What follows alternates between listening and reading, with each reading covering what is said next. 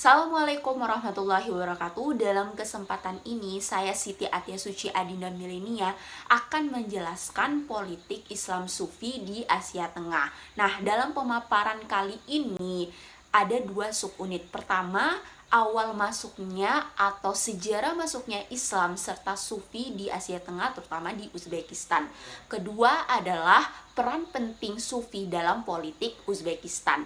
Nah, langsung saja kita akan membahas subunit pertama, yaitu awal masuknya atau sejarah masuknya Islam serta Sufi di Asia Tengah, terutama di Uzbekistan. Sebagaimana kita ketahui bahwasannya diplomasi yang dilakukan Rasulullah adalah dengan cara menyebarluaskan ajaran agama Islam, sehingga hal tersebut menyebabkan Rasulullah berperan aktif dalam hubungan internasional dengan melakukan ekspansi di luar tanah Arab.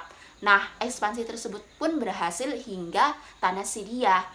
Akhirnya bangsa Arab setelah wafatnya Rasulullah pun melakukan ekspansi di kawasan Asia Tengah. Hal tersebut tak terlepas dari peran penting gubernur Umayyah, yaitu Qutaibiyah ibn Muslim, yang melakukan ekspansi menuju Asia Tengah dengan membawa 40.000 pasukan dari Basra serta 7.000 pasukan Kufah dan 7.000 pasukan tentara bayaran. Nah, dengan jumlah pasukan yang banyak itu, akhirnya Qutaibiyah itu berhasil melakukan beberapa ekspedisi militer di Transosania, di mana tempat tersebut adalah tempat pertama kaum muslimin berhasil menaklukkan kawasan Asia Tengah. Nah, penaklukan yang dilakukan Qutaibiyah menandai masuknya kekuatan Islam di Asia Tengah yang saat itu dikuasai oleh Cina serta suku-suku nomaden Mongolia. Dengan penaklukan Transosiana oleh pasukan Qutaibiyah selama abad ke-8 Masehi, agama Islam pun menyebar luas di penjuru kawasan Asia Tengah. Baru pada tahun 751 Masehi dibawa ke Kekhalifahan Abbasiyah, pasukan Muslim itu mempunyai kekuasaan yang lebih stabil atas Asia Tengah. Hal tersebut dianggap sebagai kemenangan pasukan Islam di bawah komando bangsa Abbasiyah, seperti itu. Uzbekistan pun menjadi negara pertama yang ditaklukkan oleh kaum muslimin di antara negara-negara lain di kawasan Asia Tengah. Nah, Uzbekistan juga menjadi negara pertama yang melahirkan organisasi Sufi atau tarekat. Walaupun kita kenal Asia Tengah itu sebagai tempat lahirnya organisasi para Sufi, namun tempat pertama lahirnya organisasi tersebut adalah di Uzbekistan. Sebagaimana dengan pernyataan dari Son Haji Soleh bahwasanya tarekat Naqshbandiyah itu berawal dari Uzbekistan. Nah, tarekat tersebut itu akhirnya berkembang ke seluruh wilayah di Asia Tengah. Perkembangan tersebut itu terjadi setelah tarekat Naqshbandiyah digabungkan dengan tarekat Qadariyah yang menjadi tarekat Qadariyah An-Naqshbandiyah. Nah, penyebaran tarekat yang begitu cepat juga didorong oleh munculnya Mujadidiyah, yaitu sebuah gerakan keagamaan yang didirikan oleh Syekh Hamad Sirindi Mujadid Aftani. Wilayah Asia Tengah, terutama Uzbekistan, banyak melahirkan ahli hadis. Dua di antaranya adalah Al-Bukhari dan At-Tirmizi yang memiliki kontribusi dalam transmisi dan kodifikasi hadis. Namun tidak dapat dipungkiri bahwasannya tarekat Naqshbandiyah itu memiliki peran penting juga dalam urusan pengadilan Uzbekistan, terutama di Tashkent dan Bukhara. Nah, secara historis, Syekh Sufi atau Ihsan itu memimpin pasukan oposisi melawan penjajahan kolonialisasi yang dikuasai oleh Rusia serta beberapa pemberontakan, terutama di daerah lembah Fergana. Selama periode Soviet berlangsung, Sufi hadir sebagai ideologi bawah tanah yang beroperasi dengan cara rahasia, sehingga Sufi itu memiliki peran penting dalam politik Uzbekistan. Nah, sehingga hal tersebut menyebabkan Sufi sangat berkontribusi dalam menghalau beberapa hal. Setelah saya membahas awal masuknya atau sejarah masuknya Islam dan Sufi di Asia Tengah, terutama di Uzbekistan, selanjutnya saya akan membahas subunit kedua, yaitu peran penting Sufi dalam politik Uzbekistan. Sebagaimana kita ketahui bahwasannya peran penting Sufi itu dapat terlihat ketika Uzbekistan belum merdeka, di mana Sufi memiliki peran penting dalam melawan kolonialisme Rusia di Uzbekistan. Adapun di sini saya akan lebih memfokuskan terhadap peran penting Sufi ketika Uzbekistan telah merdeka, di mana kemerdekaan pada tanggal 1 September 1991 yang memerintah saat itu adalah presiden pertamanya Uzbekistan, seorang mantan partai komunis, yaitu Islam Karimov, di mana Islam Karimov itu mendirikan sebuah rezim presiden yang bisa dikatakan otoriter.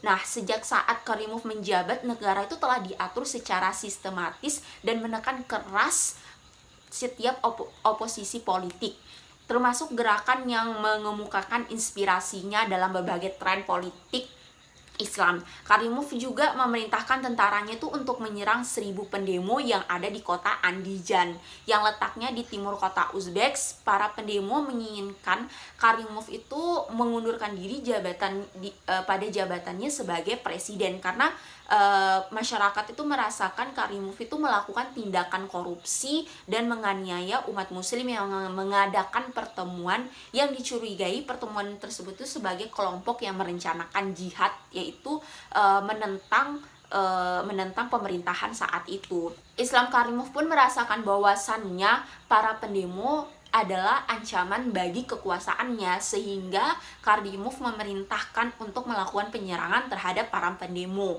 serta Sufi dijadikan tameng bagi memperkuatkan kekuasaannya. Sebagaimana kita ketahui bahwasannya agama terbesar di Uzbekistan adalah 80% agama Islam, 9% ortodok, dan lainnya sebesar 3%. Nah, dengan hal tersebut itu menjadikan Sufisme dianggap sebagai salah satu warisan yang besar bagi bangsa Uzbekistan. Hal tersebut dapat kita lihat ketika Presiden Islam Karimov bersama dengan Abdullah Mukhtar memperingati hari kelahiran Baha al-Adin sebagai salah satu pendiri tarekat Naqshbandiyah.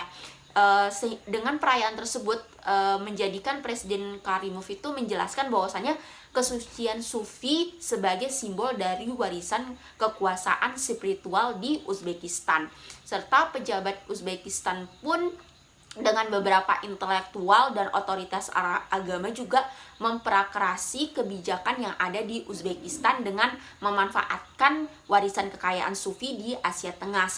Adapun peran Sufi dalam politik Uzbekistan selanjutnya adalah di mana keberadaan Sufisme di tengah-tengah Uzbekistan dianggap sebagai anti-ekstremisme. Pemerintah mendukung Sufi dijadikan sebagai penangkal ekstremisme Islam secara signifikan. Mengingat perkembangan sejarah serta budaya Uzbekistan dipengaruhi oleh Islam, maka Karimov memadukan nilai-nilai liberal modern, toleransi agama, dan nilai-nilai Islam tradisional dalam kesejahteraan sosial. Sementara itu Karimov juga menganjurkan pentingnya Islam dalam memberikan kontribusi bagi kelahiran kembali yang mandiri, adil, serta progresif. Dengan masuknya peradaban Islam di Uzbekistan memperkuat peran Sufi, yaitu ajaran tarekat di Uzbekistan dalam politik Uzbekistan. Sebagaimana kita ketahui bahwasannya sejak kemerdekaan pemerintahan Presiden Islam Karimov, beliau tuh menjadikan Islam sebagai salah satu strategi dalam pembangunan nasionalnya. Dalam proyek nasionalis pemerintah adalah pembangunan Uzbeknes, yaitu sebagai kumpulan nilai spiritual dan karakter kepribadian Uzbekistan yang dikembangkan secara historis, yang promosinya dilakukan basis kehidupan ekonomi, politik, sosial di negara Uzbekistan tersebut.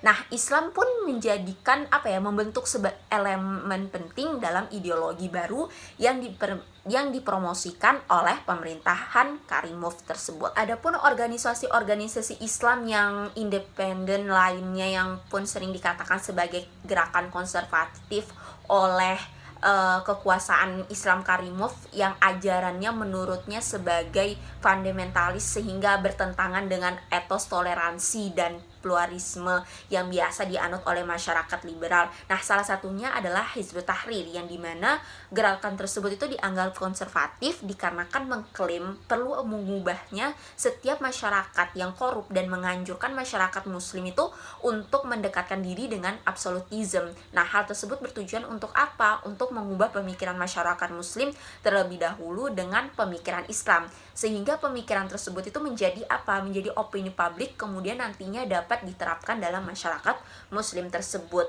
Adapun partai independen yang dianggap konservatif adalah Partai Bekerja, di mana partai tersebut bertujuan untuk mengubah emosi masyarakat sampai mereka itu menjadi emosi Islam yang hanya menerima apa yang menyenangkan Allah Subhanahu wa taala dan memberontak dan membenci apapun yang membuat marah Allah Subhanahu wa taala. Akhirnya partai bekerja untuk mengubah hubungan di masyarakat sampai mereka itu menjadi hubungan itu Islam yang dilanjutkan sesuai dengan hukum dan solusi Islam. Nah, tindakan yang dilakukan partai ini tuh disebut sebagai tindakan politik karena berkaitan dengan urusan masyarakat sesuai dengan peraturan dan solusi. Namun Hizbut Tahrir, yaitu gerak organisasi dan partai bekerja, dianggap ancaman bagi Presiden Kamirov dan dikategorikan sebagai gerakan ekstremisi Islam dapat mengancam keamanan negara. Oleh karena itu, untuk mengekang pengaruh militansi Islam tersebut, pada tahun 1998 OILI Majelis membuat Undang-Undang Kebebasan Hati Nurani dan Organisasi Keagamaan untuk apa? Untuk membatasi hampir semua kegiatan denominasi agama termasuk non-negara yang disetujui organisasi. Nah, menurut hukum tersebut, semua organisasi keagamaan bahkan dakwah harus terdaftar dan disetujui oleh pemerintah Uzbek sebelum mereka itu dapat melakukan kegiatan ibadah dan ritual keagamaan serta sebagai perilaku program sosial lainnya. Nah, dalam rangka untuk melawan pengaruh asing di atas, tasawuf disajikan sebagai jalan yang benar karena memperkuat hal yang dipercayai Uzbek sebagai suatu tradisi, dan selain itu tidak setuju dengan gagasan negara Islam atau khalifah. Nah, wacana resmi ini sengaja mencampur berbagai jenis argumentasi dan bergantung pada visi yang terang-terangan disederhanakan oleh tasawuf di Asia Tengah. Jelas dengan mengaburkan fakta dan fitur, dan secara agama tujuan negara adalah untuk mendorong masyarakat akan tunduk kepada negara melalui sufisme tersebut.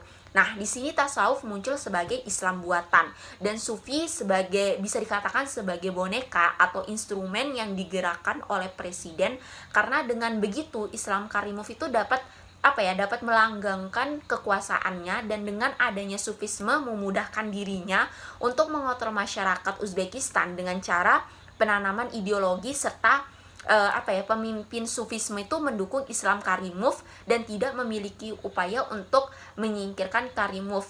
Hingga dapat disimpulkan bahwasannya masuknya Islam di Asia Tengah pada abad ke-8 Masehi itu mempengaruhi perkembangan di kawasan Asia Tengah, salah satunya Uzbekistan sebagai salah satu negara kawasan di Asia Tengah di mana proses masuknya Islam itu mempengaruhi kekuatan sufi di bidang politik negara tersebut. Nah, terbukti ketika Presiden Islam Kamirov itu menganggap organisasi-organisasi dan partai Islam independen sebagai kelompok konservatif serta suatu ancaman bagi keamanan negara Uzbekistan itu sendiri. Nah, untuk meminimalisirkan pengaruh gerakan tersebut, yaitu gerakan Islam independen, akhirnya Kamirov itu pun memperkuat pengaruh ideologi sufi di pemerintah dengan menganggap bahwasannya sufi adalah warisan negara yang harus dilestarikan. Mungkin sekian dari saya. Wassalamualaikum warahmatullahi wabarakatuh.